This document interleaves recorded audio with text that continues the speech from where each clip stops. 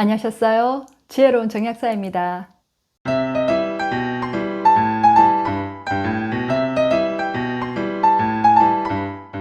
콜레스테롤이 높아지면 혈액이 탁해지면서 혈관벽에 염증을 일으켜서 혈관을 딱딱하게 만들죠. 이 혈관들 중에서 가장 중요한 것이 바로 뇌와 심장에 있는 혈관입니다. 뇌경색이나 뇌출혈과 같은 뇌졸중이나 심근경색이나 협심증과 같은 이러한 심혈관 질환을 예방하기 위해서 고지혈증 약을 먹게 되는데요. 약을 먹으면 수치는 바로 떨어집니다. 그런데 약을 끊게 되면 또 금방 올라가 버리죠. 그리고 매일 운동도 열심히 하고 고기도 안 먹으면서 식단 관리를 철저히 하는데도 이 콜레스테롤 수치가 떨어지지 않는다는 분들이 많이 계세요. 우리 몸에서 나타나는 모든 현상에는 다 이유가 있습니다. 콜레스테롤이 올라가는 것도 그 이유가 있겠죠. 나는 매일 운동도 열심히 하고 식단도 철저히 관리하는데 왜 콜레스테롤이 떨어지지 않은지 오늘 그 이유에 대해서 말씀을 드리도록 할게요. 콜레스테롤과 같은 이 지방을 악당으로 만든 것은 1953년 안셀 키즈 박사에 의해서 나온 지질 가설이죠. 콜레스테롤과 포화지방이 비만과 심혈관 질환의 주범이기 때문에 육류나 달걀과 같은 동물성 지방은 최소한으로 먹고 대신 식물성 불포화 지방이나 곡류, 탄수화물을 섭취를 하는 것이 가장 건강한 식단이라고 강조를 하는데요. 이 가설로 인해서 고지혈증 약인 스타틴계 약물이 탄생하게 됩니다. 그런데 나중에 이 논문이 조작이 되었다는 것이 밝혀지게 되죠. 그리고 심혈관 질환으로 사망하는 사람의 반이 콜레스테롤 수치가 정상입니다. 그래서 수많은 연구를 통해서 이 콜레스테롤 수치와 심혈관 질환 발생률 간의 연관성을 확인할 수가 없었기 때문에 미국과 일본에서는 콜레스테롤 섭취 상한선을 제한하는 것을 철회하게 됩니다. 콜레스테롤 수치가 올라갔다면 그 원인이 있습니다. 콜레스테롤을 우리 몸이 필요로 하는 상황이라는 거죠. 콜레스테롤은 세포를 구성하는 가장 필수 물질입니다. 그런데 세포에 문제가 생겼을 때, 세포가 염증 상태일 때 이 콜레스테롤을 더 많이 만들어내는 거죠. 염증은 불입니다. 염증의 염자는 한문으로 보면 이렇게 불화자가 위아래 두 개가 붙어 있죠. 우리가 불이 나면 물을 갖다 붓잖아요. 이 물이 우리 몸으로 따지면 혈액하고 같은데요. 이 혈액을 따라서 콜레스테롤이 이동을 하면서 그 염증이 생긴 곳으로 가서 이 염증을 치료하는 데 쓰이게 됩니다. 콜레스테롤은 물에 녹지 않아서 물에 잘 녹는 단백질과 결합된 지단백, 즉 리포프로테인의 형태로 혈액을 따라 이동을 하는데요. 간에서 이 말초 조직으로 이동하는 콜레스테롤을 LDL, Low Density Lipoprotein이라고 하고요. 또 말초에서 다 쓰여서 쓰이고 남은 그 지방 찌꺼기를 간으로 다시 수거하는 것을 HDL, High Density Lipoprotein이라고 합니다. HDL은 혈액 속의 지방을 청소하는 콜레스테롤이라 혈액을 깨끗하게 해주기 때문에 좋은 콜레스테롤이라고 하고요. 반면에 LDL은 혈액 속으로 지방을 나르는 콜레스테롤이기 때문에 나쁜 콜레스테롤이라고 해요. 하지만 둘 다 우리 몸에서는 없어서는 안 될 중요한 물질들이기 때문에 좋은 콜레스테롤, 나쁜 콜레스테롤이라고 표현하는 것 자체가 잘못된 표현이죠. LDL이 나쁘고 HDL이 좋은 것이 아니라 LDL도 너무 낮으면 사망률이 올라가고요. HDL도 너무 높게 되면 심혈관 질환 발생의 위험성이 커지게 됩니다.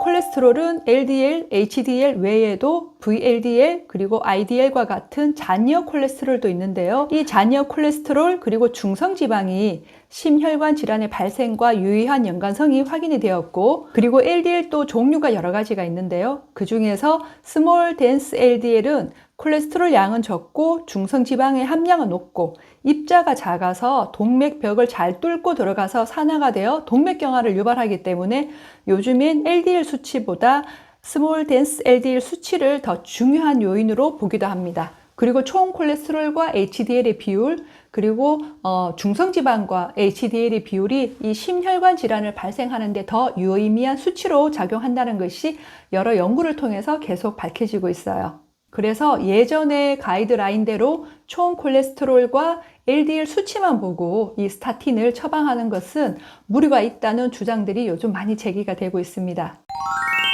이렇게 콜레스테롤에 대한 가설이 끊임없이 나오고요. 또 조만간 새로운 가설이 나오게 되면 기존의 이 가이드라인들이 잘못됐다는 주장이 또 제기가 되겠죠. 이런 상황에서 콜레스테롤의 이런저런 기준을 떠나서 더 중요한 것은 첫 번째는 무엇보다 콜레스테롤을 우리 몸이 잘 이용할 수 있도록 만들어서 콜레스테롤이 쌓이지 않게 하는 것이 가장 중요합니다.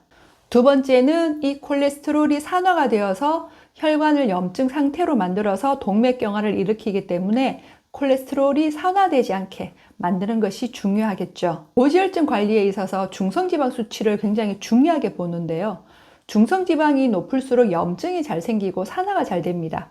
그래서 중성지방이 높은 사람일수록 HDL 수치는 낮고 그리고 LDL 수치는 높아서 LDL이 산화가 되기 쉬운 경우가 많다는 거죠. 이 중성지방은 운동과 식단만으로도 쉽게 수치가 떨어지죠. 중성지방은 에너지로 쓰고 남은 그 탄수화물이 지방의 형태로 저장이 된 건데요. 그래서 기름지고 튀긴 음식이나 빵, 면, 과자, 디저트 음식과 같은 정제 탄수화물로 만든 음식을 먹는 것, 특히나 이제 야식을 먹는 것들은 중성지방을 낮추기 위해서는 꼭 끊어야 하는 거죠. 그리고 탄수화물에 의해서 생성된 이 콜레스테롤은 산화가 더 잘 된다는 것도 기억을 하시고요. 콜레스테롤이 높다고 하면 먼저 운동을 시작하고 채식 위주로 식단을 바꿉니다. 근데 이렇게 하면 중성지방은 쉽게 떨어지는데 의외로 LDL이 잘 떨어지지가 않아요. 왜냐하면 콜레스테롤은 음식으로 들어오는 것은 20에서 30%고 나머지 70에서 80%는 간에서 합성이 되기 때문입니다. 내 몸에서 꼭 필요한 물질이기 때문에 내 몸이 필요한 만큼 계속 내 몸이 스스로 만드는 거죠. 콜레스테롤이 우리 세포막의 기본 구성 물질이라고 앞서 말씀드렸는데요. 특히 뇌와 근육에서 많이 쓰입니다. 뇌와 근육에서 각각 25%, 그리고 혈액에서 10%를 쓰고 나머지는 인체 곳곳에서 쓰이게 됩니다. 콜레스테롤 합성을 차단하는 고지혈증 약인 스타틴이 출시된 이후부터 치매가 급격히 증가한 이유가 뇌세포의 90%를 차지하는 이 콜레스테롤이 부족해진 것도 그 원인이라고 보는 견해도 있습니다. 스타틴이 혈액 속에 있는 나쁜 콜레스테롤만 없애주면 좋은데 간에서부터 콜레스테롤 합성하는 그 과정 자체를 차단하다 보니까 이 콜레스테롤을 필요로 하는 우리 몸의 모든 장기에 영향을 미치게 되는 거죠. 콜레스테롤 수치가 올라가는 이유는 앞서 말씀드린 대로 세포가 염증 상태일 때 이를 치료하기 위해서 콜레스테롤이 많이 생성되기도 하지만요. 또 한 가지는 우리 몸이 이 콜레스테롤을 이용하지 못하는 상태라서 콜레스테롤이 남아 돌게 되면서 또 수치가 올라가는 경우가 있습니다. 특히 이렇게 콜레스테롤을 잘 이용하지 못하는 이 몸의 상태가 되었을 때 운동을 하고 식단 조절을 해도 이 수치가 잘 떨어지지가 않죠. 이런 경우를 크게 5가지로 말씀을 드릴게요. 첫 번째, 콜레스테롤은 담즙산의 원료입니다. 이 담즙이 잘 생산이 안 되면 콜레스테롤 이용률이 떨어지면서 이 콜레스테롤이 남아돌게 되는 거죠. 담낭을 제거했거나 담석이 있는 분들, 그리고 담즙 분비가 안 되는 분들이 고지혈증이 잘 생깁니다. 담즙은 지방을 분해시켜서 흡수를 촉진시키는데요. 평소에 고기나 기름진 음식, 튀긴 음식을 먹으면 소화가 잘 안 되거나 설사를 하는 분들은 고지혈증에 걸릴 확률이 높다고 볼 수가 있어요. 그리고 정신적인 스트레스나 과로나 수면 부족과 같은 이런 육체적인 스트레스에 계속 노출이 되게 되면 우리 간은 열을 받게 됩니다. 스트레스는 열을 받는 거라고 말씀을 많이 드렸죠. 간이 열을 받게 되면 이 담즙이 메말라 버려서 잘 안 나오니까 이 콜레스테롤이 축적이 되어서 담석이 생기기가 쉬워집니다. 담즙과 같은 이런 체액을 만드는데 가장 기본적으로 필요한 물질이 바로 물이죠. 그래서 충분하게 수분 섭취를 하는 것이 좋은데요. 이럴 때 소금물을 활용하시면 더 좋습니다. 소금은 세포로 물을 이동하는 가장 좋은 방법이 되고요. 특히 위산과 췌장액과 같은 이런 소화액의 전반적인 체액을 형성하는 데 가장 필요한 물질이라고 볼 수가 있어요. 두 번째, 콜레스테롤은 호르몬의 원료로 쓰입니다. 고지혈증이 가장 많이 생기는 연령대가 폐경기 이후의 여성분들이에요. 에스트로겐과 같은 여성 호르몬은 콜레스테롤을 원료로 만들어지거든요. 근데 이제 폐경이 되면 여성 호르몬의 생산량이 줄어들면서 콜레스테롤을 이용을 못하게 되니까 남아돌게 되는 거죠. 특히 LDL 수치가 높은 고지혈증이 60대 여성분들이 30대에 비해서 6배가 더 많다고 해요. 또 콜레스테롤은 호르몬 중에서 스트레스 호르몬인 코티솔의 원료로 쓰이기도 합니다.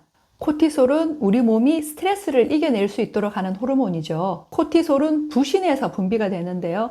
스트레스에 장기적으로 노출이 되어 있거나 극심한 스트레스를 계속 받게 되면은 이 부신 기능이 떨어지면서 코티솔이 고갈됩니다. 그러면 또 콜레스테롤을 이용할 수 없기 때문에 콜레스테롤이 또 쌓이게 되는 거죠. 그리고 에스트로겐은 난소에서도 만들어지지만 이 부신에서도 만들어져요. 그래서 부신 기능이 떨어지면 에스트로겐의 생산량도 줄어들기 때문에 콜레스테롤을 더 남아돌게 만드는 거죠. 그래서 부신의 기능을 회복시키면 코티솔뿐만 아니라 에스트로겐도 분비가 늘어나면서 콜레스테롤을 더 이용할 수 있게 되는 거죠. 세 번째, 콜레스테롤은 비타민 D의 원료입니다. 우리가 햇빛을 받으면 비타민 D가 많이 생긴다고 알고 있잖아요. 그런데 이 비타민 D의 원료가 되는 것이 바로 콜레스테롤이기 때문에 우리가 아무리 햇빛을 봐도 내 몸에 콜레스테롤이 부족하게 되면 비타민 D가 또 생성이 안 돼요. 그런데 안타깝게도 나이가 들면 이 비타민 D의 합성 능력이 떨어지게 됩니다. 그래서 또 만들어지지 않으니까 콜레스테롤이 남아돌게 되겠죠. 네 번째로 갑상선은 콜레스테롤 대사에 관여를 합니다. 갑상선의 주된 기능 중에 하나가 기초 대사율을 올려서 열을 발생시켜 체온을 유지하는데요. 이때 이 열을 내기 위해서 사용되는 원료가 바로 콜레스테롤이에요. 그런데 갑상선 기능이 저하되면 이 콜레스테롤을 제대로 이용을 하지 못하기 때문에 콜레스테롤이 남아돌게 되면서 수치가 올라가게 되는 거죠. 다섯 번째는 노화입니다. 나이가 들면 혈관의 탄력성이 떨어져서 딱딱해지고 또 혈관벽이 얇아지면서 혈관에 상처가 많이 생기죠. 그러면 그 혈관벽에 생긴 그 상처를 치료하기 위해서 LDL을 더 많이 필요로 하게 됩니다. 그래서 나이가 들수록 LDL 수치가 올라가는 것은 지극히 당연한 건데요. 우리가 나이 들면 혈압이 올라가는 것과 같다고 보시면 돼요. 고지혈증 약은 한 알만 먹어도 수치가 쉽게 떨어지니까 약에 의존하시는 분들이 많죠. 그리고 부작용은 걱정되지만 병원에서 이거 평생 먹어야 된다고 하니까 그냥 계속 드시는 분들도 많으시고요. 제가 앞서 말씀드린 여러 경우들을 잘 살펴보시고 내 몸이 스스로 콜레스테롤을 잘 이용할 수 있게끔, 그리고 콜레스테롤이 많이 생기지 않게끔 스스로 건강관리를 하시는 현명한 지혜를 가지시길 바랄게요. 지혜로운 정리영상 오늘 이것으로 마치고요. 봐주셔서 너무너무 감사하고 고맙습니다.